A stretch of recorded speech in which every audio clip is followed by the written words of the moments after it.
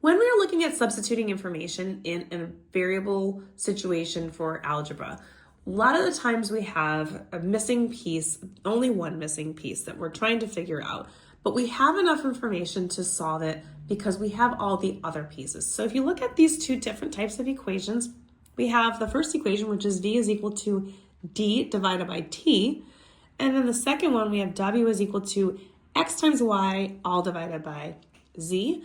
And we're given, in the first problem, 2 of the 3 variables, and in the second one, we're given 3 of the 4 variables. So that means that I'm able to solve everything that I'm giving. So all I would do is just do what's called substitution, and we're going to take the numbers that you have given for what each of the variables is worth, and we're just going to plug them into the equation and solve them. So in this first one, we have 42 is really what d is. So I'm basically just going to wipe out where d is, and I'm going to replace it with the number 42. I will do the same thing because we're told that t is worth 7. So I'm just going to take the t, I'm going to erase it, and just replace it with 7. Now I can do this because I can just do 42 divided by 7, and I can figure out what v is.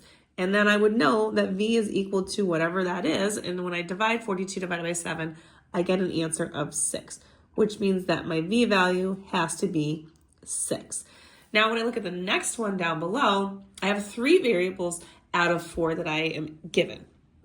We're going to start off by replacing the x with a 2, and this is x times y. So we're going to replace the x with a 2, and anytime we replace something, we put it in parentheses, especially for problems like this. Up here, it may not necessarily be too much of a deal, but here it is a little bit more of a reason for doing it. Now the y, we're going to replace with a 6, so I'm going to replace that y, put it in parentheses, and again, this just means multiplying.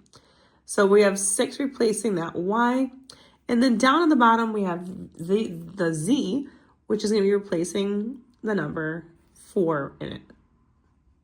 It doesn't really make a difference in the denominator.